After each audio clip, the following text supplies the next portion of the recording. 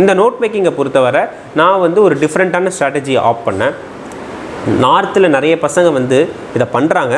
But வந்து தமிழ்நாட்டில் வந்து இந்த மாதிரி பண்ணுறவங்க நான் ரொம்ப கம்மியாக தான் பார்த்துருக்கேன். அது என்ன, இதனால் நான் வந்து பேப்பர் பெனில் நோட்ஸ் எடுக்கிறவங்களால கிளியர் பண்ண முடியாதுன்னு சொல்ல வரல.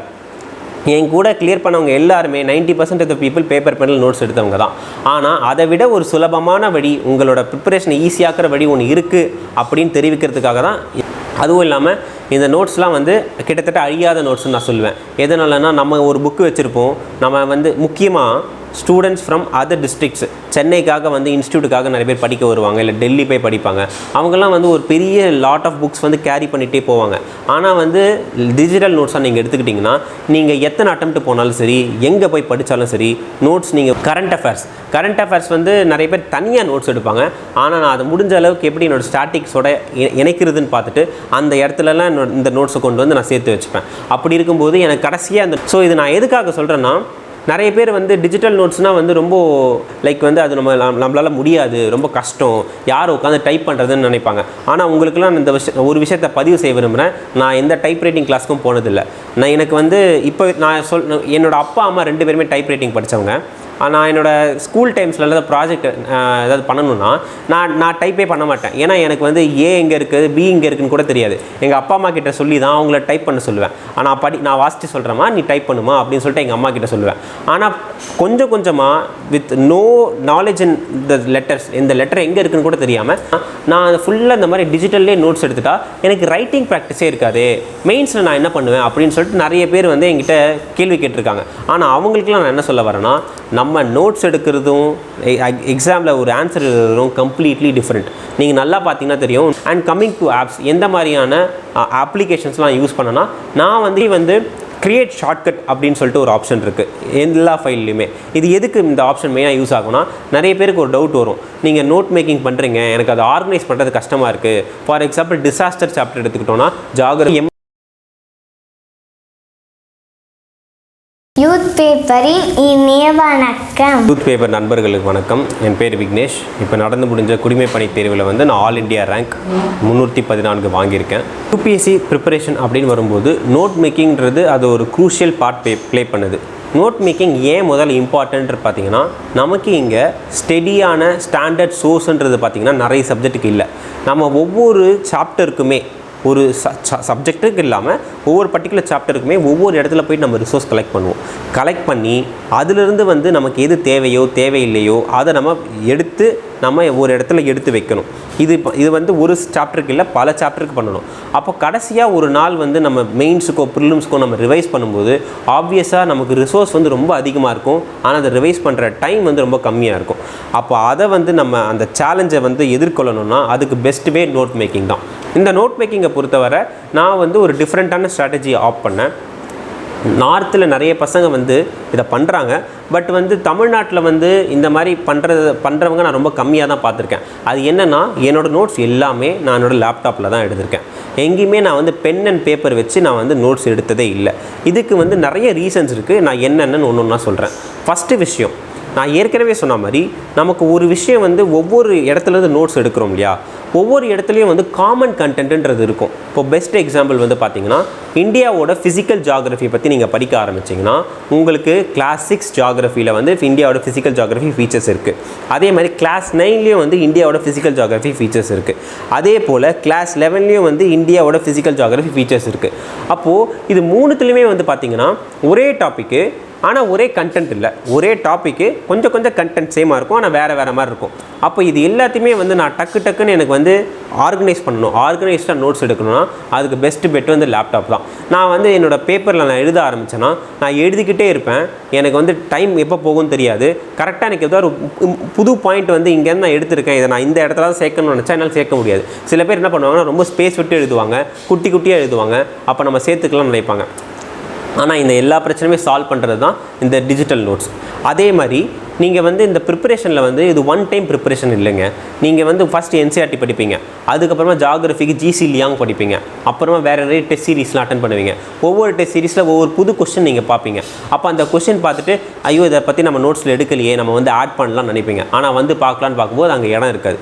ஆனால் இதே நீங்கள் லேப்டாப்பில் நோட்ஸ் எடுத்திங்கன்னா எந்த இடத்துல வேணாலும் என்ட்ரம்த்து நீங்கள் வந்து புதுசாக வந்து ஒரு கண்டென்ட்டை நீங்கள் ஆட் பண்ணலாம். இதோட சேர்த்து ஒன்ஸ் நீங்கள் நோட்ஸ் எடுக்க நிறைய ஆரம்பிச்சிட்டிங்கன்னா பேஜாக நோட் எடுப்பீங்க, நோட்ஸாக எடுப்பீங்க, பெரிய பெரிய டைரிஸ்லாம் ஃபுல்லாக கவர் ஆகும். டக்குன்னு ஒரு நாள் இந்த ஒரு டாப்பிக்கில் வந்து இன்றைக்கி வந்து ஒரு நியூஸ் வந்திருக்கு, நான் இது டாப்பிக்கை கொண்டு போயிட்டு இந்த நியூஸில் இருக்கிற இந்த ஆர்டிக்கலோட கண்டென்ட்டை அங்கே நான் கொண்டு போயிட்டு இதை ஆட் பண்ணணுன்னா தேடுவீங்க ஒவ்வொரு பேஜாக, இது எங்கே இருக்குன்னு. ஆனால் எனக்கு அந்த கவலை இல்லை. நான் லேப்டாப்பில் எடுக்கிறதுனால Ctrl F அப்படின்ற ஒரு ஆப்ஷனை தட்டினா சர்ச் ஆப்ஷன் இருக்கும், அங்கேயே நான் சர்ச் பண்ணுவேன், இது எனக்கு எங்கே கரெக்டாக இருக்கோ அங்கே வந்து ஆட் பண்ணிப்பேன். இதோட மட்டும் இல்லாமல் என்னோடய லேப்டாப்பில் என்னோடய மொபைல் ரெண்டுத்துலையுமே வந்து என்னோடய நோட்ஸ் சிங்க்டாக இருக்கும். நான் எப்போ போனாலும் ஏதாவது நான் ரொம்ப பிஸியாக இருக்கேன், என்னால் லேப்டாப் கேரி பண்ண முடியல, நான் ட்ராவலிங்கில் இருக்கேன், நான் ரிவைஸ் பண்ணணும்னு நினைக்கிறேன்னா கூட என் மொபைல்லேருந்து நான் ரிவைஸ் பண்ணுவேன். என் மொபைலில் ஏதாவது பாயிண்ட் ஆட் பண்ணனா கூட லேப்டாப்பில் ஆட்டோமேட்டிக்காக சிங்க் ஆகும். அதுவும் இல்லாமல் இந்த நோட்ஸ்லாம் வந்து கிட்டத்தட்ட அழியாத நோட்ஸ்னு நான் சொல்லுவேன். எதனாலனா நம்ம ஒரு புக்கு வச்சுருப்போம், நம்ம வந்து முக்கியமாக ஸ்டூடெண்ட்ஸ் ஃப்ரம் அதர் டிஸ்ட்ரிக்ட்ஸ், சென்னைக்காக வந்து இன்ஸ்டியூட்டுக்காக நிறைய பேர் படிக்க வருவாங்க, இல்லை டெல்லி போய் படிப்பாங்க. அவங்கெல்லாம் வந்து ஒரு பெரிய லாட் ஆஃப் புக்ஸ் வந்து கேரி பண்ணிகிட்டே போவாங்க. ஆனால் வந்து டிஜிட்டல் நோட்ஸாக நீங்கள் எடுத்துக்கிட்டிங்கன்னா நீங்கள் எத்தனை அட்டெம்ப்ட் போனாலும் சரி, எங்கே போய் படித்தாலும் சரி, நோட்ஸ் நீங்கள் உங்களோட லேப்டாப்லேயே தான் இருக்கும். முக்கியமாக அதை நீங்கள் ஒரு க்ளவுட் ஸ்டோரேஜில் போட்டு வச்சிட்டிங்கன்னா அது முழுக்க வந்து ப்ரிசர்வ்டாக இருக்கும். டக்குன்னு ஒரு நாள் உங்கள் லேப்டாப் ஹேங் ஆனால் கூட அந்த க்ளவுட் ஸ்டோரேஜ்லேருந்து அதை ரிட்ரீவ் பண்ணிக்கலாம். அந்த மாதிரி தான் என்னோடய நோட்ஸ் எல்லாமே இருக்கும். ஸோ வந்து நான் அந்த நோட்ஸில் என்ன பண்ணுவேன்னா, என்னோடய சிங்கிள் நோட்ஸ்லேயே என்சிஆர்டிலேருந்து எடுத்த பேசிக் நோட்ஸ் இருக்கும், என்னோடய basic standard books Laxmikanth, Spectrum, GC Leong போன்ற ஸ்டாண்டர்ட் புக்ஸ்லேருந்து எடுத்த நோட்ஸும் இருக்கும். அதை தாண்டி நான் நிறைய டெஸ்ட் சீரிஸ் அட்டன் பண்ணுறேன் இல்லையா, அந்த டெஸ்ட் சீரிஸ்லேருந்து நான் என்னென்ன புது பாயிண்ட்ஸ் கற்றுக்கிறனோ அதையும் நான் இங்கே வச்சுருவேன். இதோடு சேர்த்து கரண்ட் அஃபேர்ஸ் வந்து நிறைய பேர் தனியாக நோட்ஸ் எடுப்பாங்க. ஆனால் நான் அதை முடிஞ்ச அளவுக்கு எப்படி என்னோடய ஸ்டாட்டிக்ஸோட இணைக்கிறதுன்னு பார்த்துட்டு அந்த இடத்துலலாம் இந்த நோட்ஸை கொண்டு வந்து நான் சேர்த்து வச்சுப்பேன். அப்படி இருக்கும்போது எனக்கு கடைசியாக அந்த நோட்ஸ் பார்த்திங்கன்னா ஒரு ஒன் ஸ்டாப் சொல்யூஷனாக இருக்கும். நான் எக்ஸாம் அப்போது அதை மட்டும் தான் ரிவைஸ் பண்ணுவேன். எனக்கு திருப்பி அதுலேருந்து ஏதாவது இம்பார்ட்டண்ட்டான கண்டென்ட் எடுத்து ப்ரிசைஸாக நான் வைக்கணும், அதை ரீஆர்கனைஸ் பண்ணனாலும் நான் ஈஸியாக பண்ணுவேன். ஆனால் நம்ம ஒன்ஸ் ஒரு நோட்ஸ் எடுத்துட்டோம்னா திருப்பி அதை ஃபேர் பண்ணணும்னு நினச்சா அது ஒரு பெரிய டாஸ்க், திருப்பி நம்ம உட்காந்து மொத்தமாக ஃபேர் பண்ணணும். ஆனால் நான் இங்கே ஈஸியாக வந்து கட் காப்பி பேஸ்ட் பண்ணிட்டு எந்த புக்கு வேணாலும் இருக்கணும், சாஃப்ட் காப்பி என்கிட்ட இருக்கும், அதுலேருந்து கட் காப்பி பேஸ்ட் வச்சு நோட்ஸ் எடுப்பேன். ஸோ இது நான் எதுக்காக சொல்கிறேன்னா, நிறைய பேர் வந்து டிஜிட்டல் நோட்ஸ்னால் வந்து ரொம்ப வந்து அது நம்மளால் முடியாது, ரொம்ப கஷ்டம், யார் உட்காந்து டைப் பண்ணுறதுன்னு நினைப்பாங்க. ஆனால் உங்களுக்குலாம் இந்த ஒரு விஷயத்தை பதிவு செய்ய விரும்புகிறேன். நான் எந்த டைப் ரைட்டிங் கிளாஸ்க்கும் போனதில்லை. எனக்கு வந்து இப்போ நான் என்னோடய அப்பா அம்மா 2 பேருமே டைப் ரைட்டிங் படித்தவங்க. நான் என்னோடய ஸ்கூல் டைம்ஸில் ஏதாவது ப்ராஜெக்ட் ஏதாவது பண்ணணுன்னா நான் டைப்பே பண்ண மாட்டேன். ஏன்னா எனக்கு வந்து ஏ எங்கே இருக்குது, பி எங்கே இருக்குதுன்னு கூட தெரியாது. எங்கள் அப்பா அம்மா கிட்ட சொல்லி தான் அவங்கள டைப் பண்ண சொல்லுவேன். ஆனால் நான் வாசித்து சொல்கிறேம்மா, நீ டைப் பண்ணுமா அப்படின்னு சொல்லிட்டு எங்கள் அம்மா கிட்ட சொல்லுவேன். ஆனால் கொஞ்சமாக with no knowledge in the letters, இந்த லெட்டர் எங்கே இருக்குன்னு கூட தெரியாமல் நான் டைப் பண்ண ஆரம்பித்து இப்போ ஆல்மோஸ்ட் நான் வந்து ஒரு கார்ப்பரேட்டில் வேலை செய்கிறவர் எவ்வளோ ஃபாஸ்ட்டாக டைப் பண்ணுவாரோ அந்தளவுக்கு நான் ஃபாஸ்ட்டாக டைப் பண்ணுறேன், எந்த கிளாஸுக்கும் போகாமல். ஸோ வந்து சித்திரம் கைப்பழக்கம் அப்படின்னு சொல்லுவாங்க இல்லையா, அதே மாதிரி நீங்கள் திருப்பி வந்து ஒரு விஷயத்தை ப்ராக்டிஸ் பண்ணிகிட்டே இருந்தீங்கன்னா நீங்கள் இதுக்காக தனி ப்ராக்டிஸ் பண்ண வேணாம். நீங்கள் நான் சொன்னேன் நோட்ஸ் எடுக்க போகிறேன்னு சொல்லிட்டு எல்லா விஷயமும் நீங்கள் டைப் எடுக்க போகிறதில்ல. நீங்கள் நிறைய விஷயம் காப்பி பேஸ்ட்டே பண்ணிவிடுவீங்க, ஆனால் ஒரு சில விஷயங்கள் டைப் பண்ணுவீங்க. அந்த மாதிரி டைப் பண்ண ஆரம்பிச்சிங்கன்னா ஆட்டோமேட்டிக்காக உங்களுக்கு அந்த ஸ்பீட் பிக்கப் ஆகும். ஸோ வந்து அதை பற்றி நீங்கள் கவலைப்பட வேணாம். ரெண்டாவது விஷயம், நிறைய பேர் என்ன நினைக்கிறாங்கன்னா, நான் ஃபுல்லாக இந்த மாதிரி டிஜிட்டல்லே நோட்ஸ் எடுத்துட்டா எனக்கு ரைட்டிங் ப்ராக்டிஸே இருக்காது, மெயின்ஸில் நான் என்ன பண்ணுவேன் அப்படின்னு சொல்லிட்டு நிறைய பேர் வந்து என்கிட்ட கேள்வி கேட்டிருக்காங்க. ஆனால் அவங்களுக்குலாம் நான் என்ன சொல்ல வரேன்னா, நம்ம நோட்ஸ் எடுக்கிறதும் எக்ஸாமில் ஒரு ஆன்சர் எழுதுறதும் கம்ப்ளீட்லி டிஃப்ரெண்ட். நீங்கள் நல்லா பார்த்தீங்கன்னா தெரியும், நோட்ஸ் எடுத்து அவங்களோட நோட்ஸை பாருங்கள், அவங்க அழகாக எழுதியிருக்க மாட்டாங்க, ஆர்கனைஸ்டாக எழுதியிருக்க மாட்டாங்க, கரெக்டாக ஸ்பேஸ் விட்டுருக்க மாட்டாங்க, அலைன்மெண்ட் இருக்காது, எதுவுமே இருக்காது. அவங்க பிட்ஸ் அண்ட் பீசஸாக தான் எழுதுவாங்க, கண்டமேனிக் ஃப்ளோ சார்ட் போடுவோம், எல்லாமே பண்ணுவோம். இதுக்கு பேர் தான் நோட்ஸுன்றது. ஃபுல்லாக ஒரு வாக்கியத்தை ஃபுல்லாக எழுதுறதில்ல, கன்சைஸாக நமக்கு டக்குன்னு ரிவைஸ் பண்ணுறதுக்கு என்ன மாதிரி எழுத முடியுமோ அப்படி தான் எழுதுறது. ஸோ அந்த மாதிரி ஒரு ரைட்டிங்லேருந்து ஆன்சர் ரைட்டிங் ப்ராக்டிஸ் வருமானு கேட்டால் அது ஒரு பெரிய கேள்விக்குறி தான். அந்த மாதிரி ரைட்டிங்லேருந்து ஆன்சர் ரைட்டிங் ப்ராக்டிஸ் கண்டிப்பாக வராது. அப்படி ஆன்சர் ரைட்டிங் ப்ராக்டிஸ் ஒருத்தருக்கு வேணும்னா அவங்க டெய்லி அதுக்காக தனியாக ஒரு ஆன்சர் எழுதி அதை செல்ஃப் கரெக்ட் பண்ணி ப்ராக்டிஸ் பண்ணணும். So it is completely different domain. டிஜிட்டலில் நோட்ஸ் எடுக்கிறதுனால it's not going to affect in no way your mains and writing practice.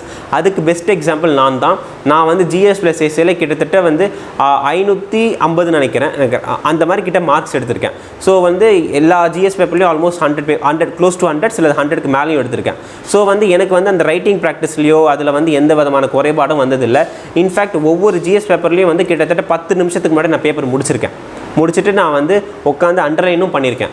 So வந்து நீங்கள் அதை பற்றி பயப்படவே வேணாம். இந்த டிஜிட்டல் நோட் மேக்கிங்கில் இருக்கிற அட்வான்டேஜை பாருங்கள். உங்களால் இதை முடிஞ்சால் கண்டிப்பாக பண்ணி பாருங்கள். இதனோட தாழ்மையான வேண்டுகோள். அண்ட் இதனால் நான் வந்து பேப்பர் பெனில் நோட்ஸ் எடுக்கிறவங்களால கிளியர் பண்ண முடியாதுன்னு சொல்ல வரல. என் கூட கிளியர் பண்ணவங்க எல்லாருமே 90% ஆஃப் த பீப்புள் பேப்பர் பெனில் நோட்ஸ் எடுத்தவங்க தான்.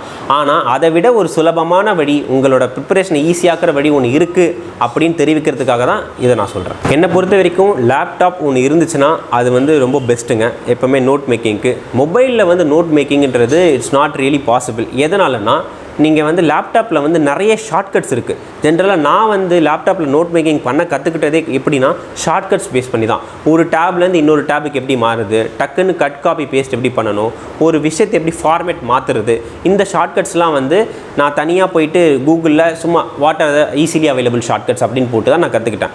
ஆனால் இதே ஃபோனில் நீங்கள் இவ்வளோ பண்ணணும்னா ஃபோனில் அவ்வளோ ஃபீச்சர்ஸ் முதல்ல இல்லை. ஸோ ஃபோனில் வந்து நீங்கள் நோட் மேக்கிங் பண்ணுறது அந்தளவுக்கு ப்ரிஃபரபுளும் இல்லை. ஆனால் ஒரு லேப்டாப் இதுக்காக வந்து உங்களால் உங்களோட ஃபினான்ஷியல் பேக்ரவுண்ட் உங்களுக்கு பெர்மிட் பண்ணிச்சுன்னா கண்டிப்பாக இதுக்காக ஒரு லேப்டாப் வாங்கலாம். உங்களுக்கு அது பல வகையில் வந்து ஒரு லேப்டாப் வந்து யூஸ் ஆகும், எஸ்பெஷலி இந்த ப்ரிப்ரேஷனுக்கு. ஜென்ரலாகவே ஒரு காம்படிட்டிவ் எக்ஸாம்ஸ்னாலே லேப்டாப் இருந்தால் பெஸ்ட்டு.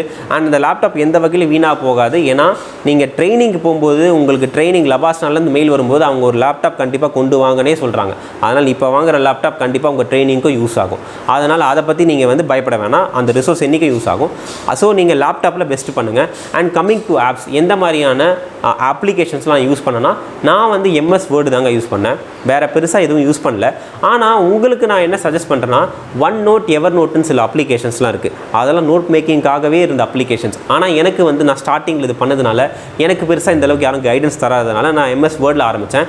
ஒரு சர்டன் பாயிண்ட் ஆஃப் டைம் நான் மாற்றணும்னு நினச்சேன் எவர் நோட், ஒன் நோட்டுக்கெலாம். ஆனால் அப்போ வந்து எனக்கு ஏற்கனவே வந்து ஆல்மோஸ்ட் ஒரு 80% ஆஃப் த நோட்ஸ் நான் எம்எஸ் வேர்டில் எடுத்ததுனால எனக்கு அந்த ஷிஃப்ட் வந்து அந்தளவுக்கு ஈஸியாக இல்லை. ஆனால் நீங்கள் ஆரம்பிக்க போகிறீங்க அப்படின்னா நீங்கள் எவர் நோட், ஒன் நோட் ட்ரை பண்ணுங்கள். இல்லை அதிலெல்லாம் வந்து நிறைய ஃபீச்சர்ஸ் இருக்குது, எனக்கு எதை எப்படி யூஸ் பண்ணுறது தெரில அப்படின்னா just start with word, that's enough. And அதோட ரொம்ப முக்கியமான இன்னொன்று என்னென்னா ஒரு க்ளவுட் ஸ்டோரேஜை நீங்கள் இன்ஸ்டால் பண்ணணும். நான் கிட்டத்தட்ட 3 க்ளவுட் ஸ்டோரேஜ் யூஸ் பண்ணுறேன். ட்ராப்பாக்ஸ் யூஸ் பண்ணுறேன், கூகுள் ட்ரைவ் யூஸ் பண்ணுறேன், ஒன் ட்ரைவ் யூஸ் பண்ணுறேன். எதனாலனா எந்த க்ளவுட் ஸ்டோரேஜுக்கும் நான் வந்து தனியாக காசு கட்ட மாட்டேன். எல்லாருமே வந்து ஃப்ரீயாகவே ஒரு 15 GB இல்லை 10 GB ஃப்ரீயாக தருவாங்க. அப்போ நான் என்ன பண்ணுவேன், கூகுள் ட்ரைவ்லேயே வந்து 3-4 அக்கௌண்ட் வச்சுக்கிட்டு அந்த 15 GB வந்து நான் யூஸ் பண்ணுறது. பேசிக்கலி வந்து நான் இப்போ சொல்கிறது வந்து ஒரு ஃபினான்ஷியலி புவர் பேக்ரவுண்ட்லேருந்து வர ஸ்டூடெண்ட்டு கூட எவ்வளோ ஈஸியாக செலவே இல்லாமல் கூட நோட்ஸ் எடுக்கிறது அப்படின்னு தான் நான் சொல்ல வரேன். அஃப்கோர்ஸ் லேப்டாப் மட்டும் நம்ம வாங்கணும். ஆனால் அதை தாண்டி நீங்கள் வேறு எந்த செலவும் பண்ண தேவையில்லை. இந்த கூகுள் ட்ரைவில் நீங்கள் எடுத்துக்கிட்டிங்கன்னா நீங்கள் உங்களோட லேப்டாப் டக்குன்னு என்றைக்கா தொலைஞ்சு போனாலும் சரி, இல்லை லேப்டாப் ஹேங் ஆனாலும் சரி, உங்கள் நோட்ஸ் அப்படியே இருக்கும். அதே சமயம் உங்கள் நோட்ஸை உங்கள் ஃபோன்லேயும் பண்ணலாம். நீங்கள் எங்கே எந்த ஆல்ட்ரேஷன் பண்ணாலும் ஆட்டோமேட்டிக்காக அது வந்து க்ளவுடில் போய் சிங்க் ஆகிடும். ஸோ நீங்கள் அதை பற்றி பயப்பட வேணாம். இது ரெண்டும். இதை தாண்டி வந்து கிரியேட் ஷார்ட்கட் அப்படின்னு சொல்லிட்டு ஒரு ஆப்ஷன் இருக்குது எல்லா ஃபைல்லையுமே.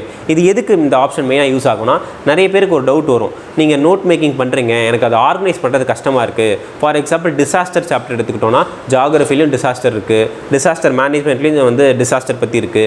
அப்போ என்ன பண்ணலான்னு பார்த்தீங்கன்னா இந்த create shortcut link, create shortcut அந்த ஆப்ஷன் மூலமாக ஒரு ஷார்ட்கட் ஃபைல் கிரியேட் பண்ணிங்கன்னா அந்த ஃபைலை எத்தனை ஃபோல்டரில் வேணாலும் வைக்கலாம். அப்போ நீங்கள் ஒவ்வொரு சப்ஜெக்ட் ரிவைஸ் பண்ணும்போதும் காமனாக இருக்கிற அந்த பார்ட்ஸ் வந்து கண்டிப்பாக நீங்கள் ரிவைஸ் பண்ணுவீங்க.